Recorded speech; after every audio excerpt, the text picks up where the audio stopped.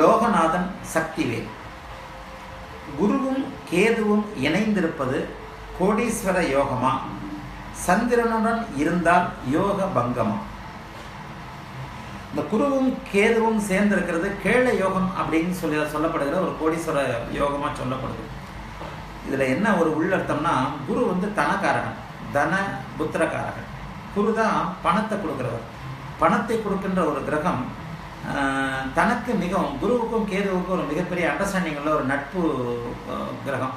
குருவும் கேதுவும் மிகப்பெரிய அண்டர்ஸ்டாண்டிங் உள்ள கிரகம். இதில் கேதுவோட நிலை என்னன்னா, ராகுவுடைய வாளாக கேது சொல்லப்பட்டது. அதாவது ராகு தலை, கேது வால். இந்த தலை வால் அப்படின்ற விஷயத்தை நீங்கள் சூட்சமமாக எப்படி புரிஞ்சுக்கணும் அப்படின்னு சொன்னால், ராகு கேதுக்கள் இருட்டு கிரகங்கள், சாயா கிரகங்கள், இருட்டுக்கள். அந்த ராகு கேதுக்கள் அதில் இருட்டு என்பதில் ஆழமான இருட்டு, மேம்போக்கான இருட்டு அப்படின்றது சில விஷயங்கள் இருக்கு. இப்போ உதாரணமாக சனிக்கு கருநீலம் சொல்லப்பட்டது, ராகுவிற்கு கருப்பு சொல்லப்பட்டது. இப்போ சனிக்கு கருநீலம்னு சொல்லப்பட்டதுன்னா, இந்த கருநீலம்ன்றது டெப்த்தான இருட்டு கிடையாது. இருட்டுலையும் உள்ள பார்த்தீங்கன்னா, ஒரு இருட்டுக்குள்ளே போறீங்கன்னா உங்கள் கையே உங்களுக்கு தெரியாத அளவுக்கு கும் இருட்டுன்னு சொல்லுவோம். சற்று கண்கள், ஒரு தியேட்டருக்குள்ளே போனோன்னா கண்கள் பழகினதுக்கப்புறம் பார்த்தீங்கன்னா, சீட்டெல்லாம் முதல்ல தியேட்டருக்குள்ளே போனோன்னு ஒன்றும் தெரியாது. ஆனால் உள்ளே நுழைஞ்சோடனே அப்புறம் சீட்டில் யார் யார் உட்காந்துருக்குறாங்க, எங்கே சீட்டு காலியாக இருக்குது, அது அந்த அளவுக்கு ஒரு ஆழமற்ற இருட்டு.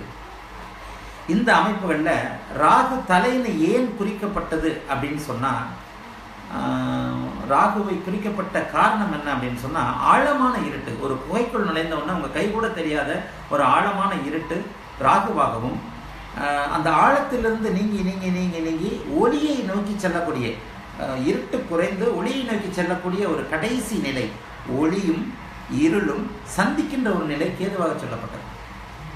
இதைத்தான் பாம்பு வால்னு அவங்க இது பண்ணாங்களே தவிர, வேற சில விஷயங்களை ஞானிகள் பாம்பா உருவகம் பண்றாங்கன்னா, அந்த உருவகத்தின் மூலமாக ஒரு உண்மையை நமக்கு சொல்றாங்க. உனக்கு புரியுதா பார்த்துக்கோ, புரியலையா அதை கொஞ்சம் எளிமையாக்கி சொல்லுகிறேன் அப்படின்றதான் ஜோதிட சாஸ்திரம். இதில் அவர்கள் எந்த ஒரு இடத்துலையும் ஜோதிடத்தில் ஒரு சிந்தனைக்கு ஒவ்வாத ஒரு மூட கருத்துக்களையோ மூட இதுகளையோ சொல்லவே இல்லை. பகுத்தறிவுக்கு ஏற்றுக்கொள்ளாத எதையுமே, எல்லாத்தையும் எல்லா வானியல் உண்மைகளையும் கதைகளாக, சில எடுத்துக்காட்டுகளாக, ஓமைகளாக உருவப்படுத்தித்தான் ஞானிகள் நமக்கு சொன்னாங்க.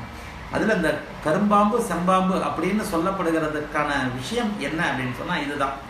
என்ன அப்படின்னா, நான் சொன்ன மாதிரி இந்த ஆழமற்ற இருட்டாகிய குருவின் நண்பராகிய கேதுவும் பணத்தை கொடுக்கக்கூடிய குருவும் சேர்ந்து இருக்கின்ற நிலைமைகளில் அந்த சேர்க்கை ஒருவனை பணக்காரனாக்கும் அப்படின்ற அடிப்படையில் கோடீஸ்வர யோகம்னு சொல்லப்படுது.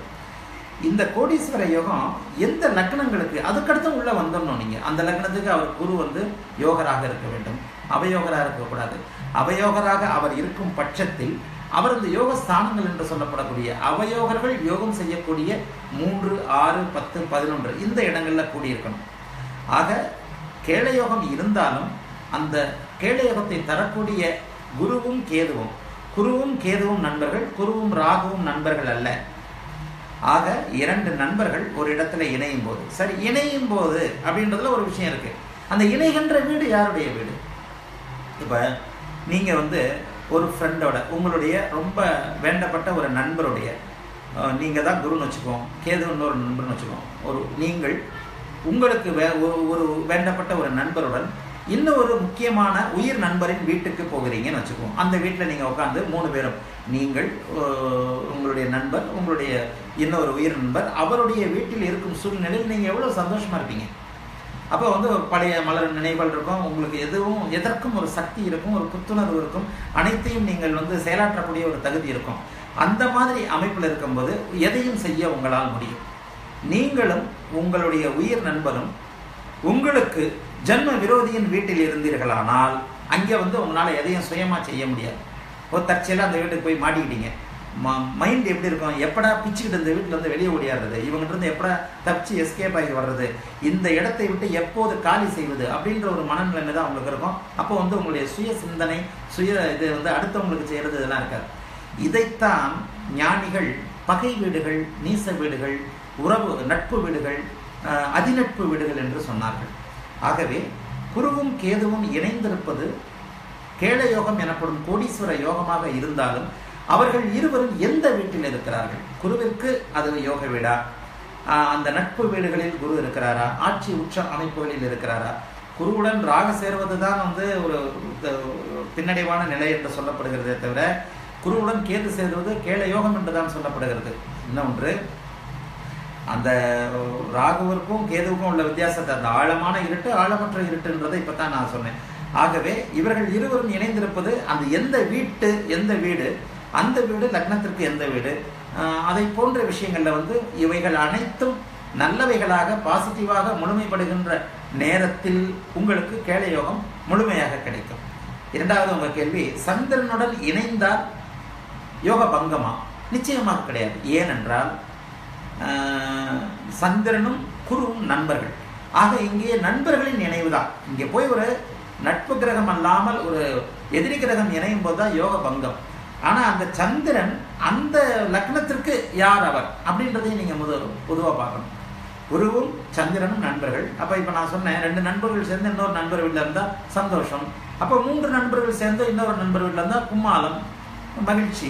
அப்படித்தான் போகும். ஆகவே குருவும் சந்திரனும் சேர்ந்து இருப்பதே அதைத்தான் குருச்சந்திர யோகம்னு நம்ம சொல்றோம். அப்ப அந்த குருச்சந்திர யோகமும் கேள யோகமும் அங்கேயே இணைகிறது. நல்லா புரிஞ்சுக்கங்க. சுக்கிரன், சனி, ராகு, புதன், சனி, சுக்கிரன், புதன், ராகு, இந்த 4 ஒரு அணி. சூரியன், சந்திரன், செவ்வாய், குரு, கேது, இந்த 5 ஒரு அணி. இந்த 5 ஒருவருக்கொருவர் நண்பர்கள். அந்த 4 ஒருவருக்கொருவர் நண்பர்கள். இந்த 4 அவரவர்கள் வீட்டில் அவரவர் நண்பர் வீடுகளில் இருக்கும்போது ஒரு நல்ல மகத்தான ஒரு இதை செய்வார்கள்.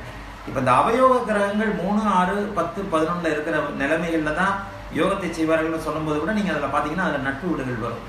ஆக ஜோதிடத்தை கொஞ்சம் ஆழமாக சிந்தித்து பார்த்தோமானால் ஞானிகள் எதற்காக எதை இப்படி சொல்லுகிறார்கள் அப்படின்றது உங்களுக்கு நல்லா புரிய வருகின்ற ஒரு நிலைமையில கண்டிப்பாக இருக்கும்.